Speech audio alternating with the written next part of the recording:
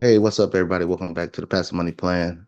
Alex, we're gonna play this game called Buy or Sell. And we're gonna talk about buy or sell in the stock market or a housing market, whichever one you choose. We're just gonna go back and forth and come up with stocks or housing areas, and then would you buy or sell it, and the reason why. Okay. All right, so we'll let you start off asking me first, and then I'll just come back and we'll go back and forth, and we'll do this until we run out of stocks or housing market areas that we think about. Okay. So one we haven't talked on in a while. Let me ask you. So Kronos Group, weed stock, buy or Kronos sell? Group restock. Kronos Group restock. That's a sell to me. Sell to me is the same reason why it was iffy for me in the first place. Me, I don't participate in the weed space. I mean, as a consumer, but the thing that I seen that it would be a regulatory issue, so that's why I will not be in the weed space right now. Uh, so going to you, the Miami housing market, is it a buy or sell for you? Interesting because normally I would say sell, but with things going on in Florida right now, we're not seeing that boom like before. And me knowing people living in Miami, there's a lot of people struggling financially out there. And so I would almost say buy, but maybe not buy right now, but be in the market looking to see if any deals appear. Okay. Okay, so for you, yeah, so SoFi stock. SoFi stock for me is a buy, and it's a buy because it has the elements that I love. It has recurring income from student loan repayments. Remember we talked about this when President Biden came in office. I thought it was no way in hell that he was going to eliminate student loan debt. And now with the help of the Supreme Court, that did not happen. So there will be a lot of people that still needs to refinance student loans. The student loan number is only going higher, not lower. And then now with Jerome Powell coming out last week, mentioning that the interest rate will drop, so there'll be a lot of more people refinance student loan debt because some people got student loans at the 8 and 9% level. And then you add into the fact that they have other loan products, they have other financial products there, and then the transfer of wealth from the boomers to the Gen X's and Gen Z's that is going on, and the physical bank, I believe, is going the way of the dodo bird. I don't know why.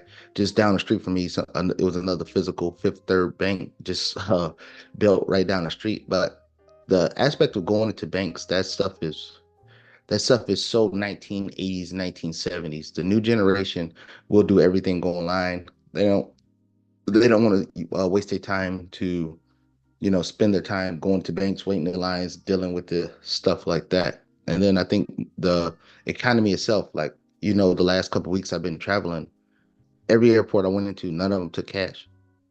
So everything is going digital, digital, digital. And I think SoFi is in a great place to put there. I know the physical banks themselves, they have the mobile apps and things or what have you, but SoFi doesn't have the overhead of all those physical branches, all those, the bank tellers and all of those jobs. They don't have that overhead payment. So I believe moving straight 100% digital to the online space is the future. So I am a buyer of SoFi. For you, Alex, I got one. What do you say about Amazon stock? For long term, buy. I think Amazon isn't going anywhere. So that is one stock I would say definitely buy if you want to try and time it, which we don't really talk about much, but there could possibly be some pullback in the market since it's getting to that extended point. But as a long-term investment point, I would just say just buy it, build a position. If you are interested in Amazon as an investor, build a position.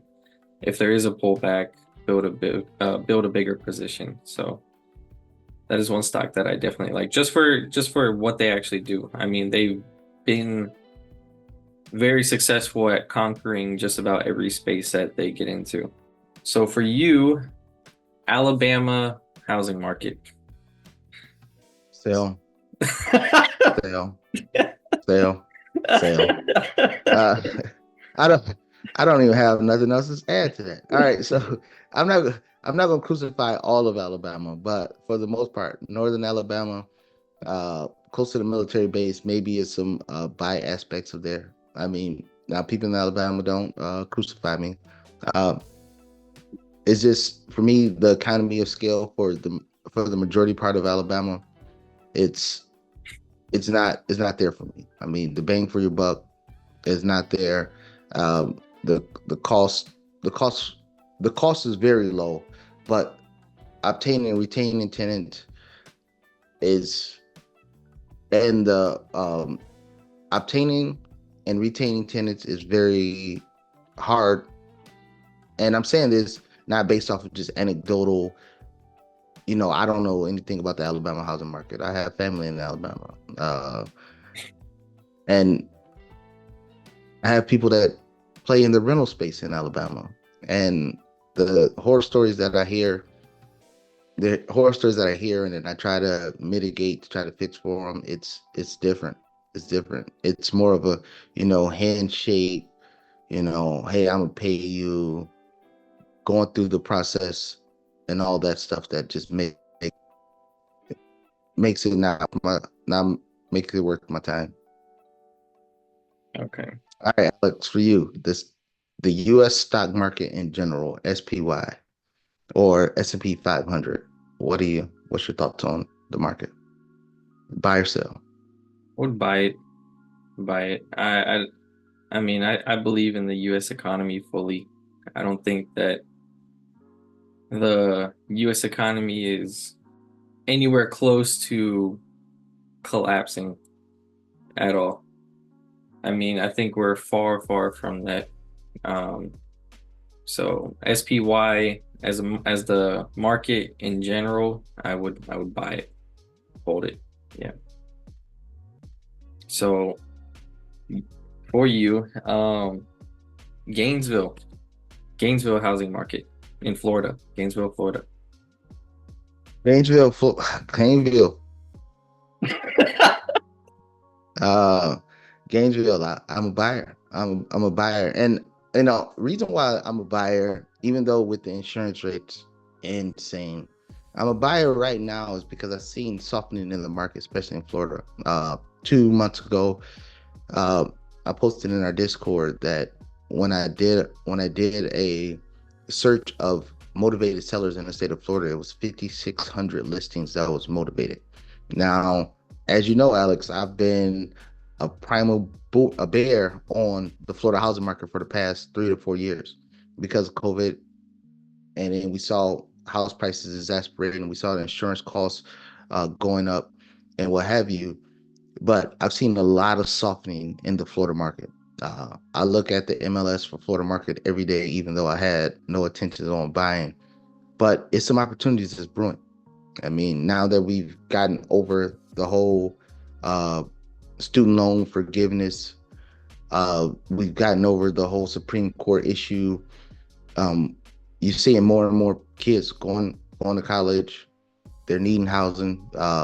University of Florida, they don't have enough housing for all their students, or the housing is too expensive for students to afford that and tuition without going in more debt than they already getting in. So I'm seeing opportunities there. I'm seeing families migrate up to, especially out of the Miami area, migrating out of the Tampa area, going into lower cost of living areas. So I'm seeing opportunity there. But the people that bought in Miami, I mean in Gainesville area, by during the COVID times, they overpaid for the properties, and even with people migrating to those areas, they can't get the rents that's necessary for them to cash flow on those properties. So they're starting to offload them and they're starting to cut prices at a drastic rate. So with me, even with the insurance rates coming down, is ways to mitigate the insurance rate. I am a buyer now, not for the past 3 or 4 years, but now I am a buyer of the Gainesville market. Okay. All right, last one for me. What is your thoughts on the California market, California in general, housing market, that is? Stay away, man. I mean, maybe you know some more secrets than me, but just from what I've heard about California's market, aside from their prices, it's more so their laws. I mean, like, correct me if I'm wrong, but there's rent caps on what you could do, how much you could raise per year. Um, the permits and licensing to build new inventory is extremely strict, which is why it causes the market to be so inflated. Um, it's just all the laws and policies, the taxes out there, the income taxes. I mean, I think there's a bunch of issues with California's laws that have affected the real estate market.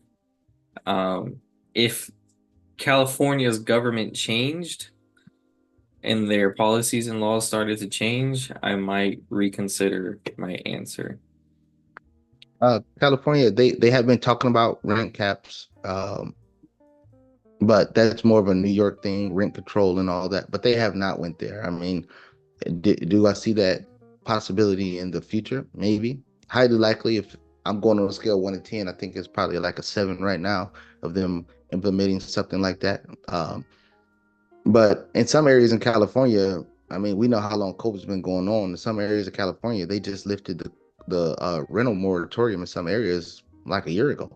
You know, so just think since 2020 till 2023, it's been tenants living in places that haven't paid rent in 3 years.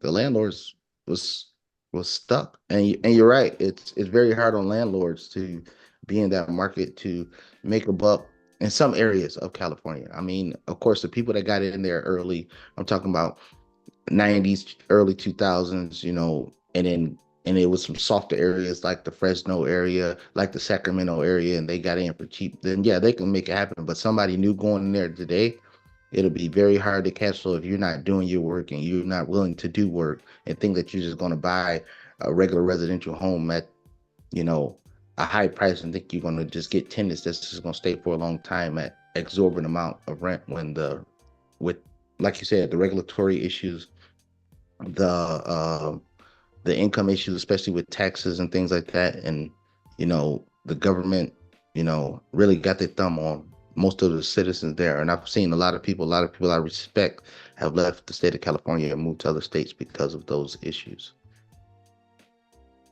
Okay, so my last question, we've talked about it, and it's still hanging around its low levels, but Disney stock, buy or sell? Disney stock buy or sell. It was funny. It was a question in Twitter. They said, would you invest in a stock that you morally don't agree with? Uh, some things about Disney I morally do not agree with. But I am an investor because I live 45 minutes away from Disney and I see the traffic.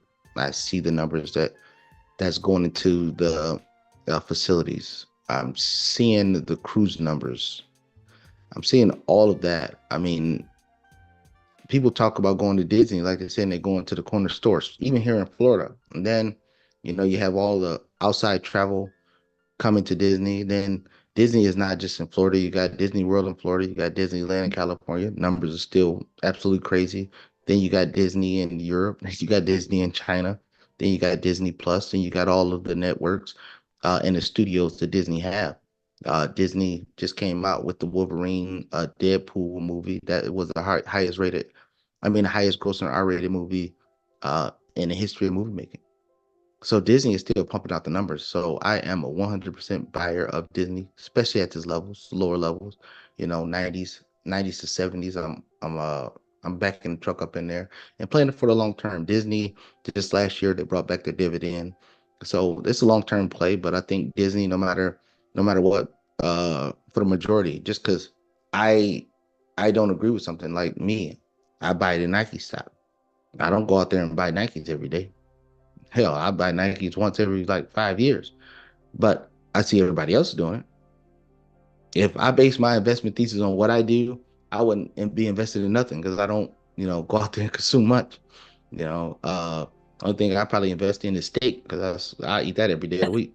But besides that, I mean, I invest what everybody else is doing. I don't care what I'm doing or what I think. Wherever the money's going, that's where my money's going.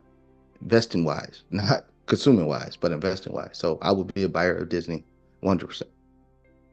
With that being said, guys, let us know down below what your ideas or thoughts are on the 5 or 10 that we listed.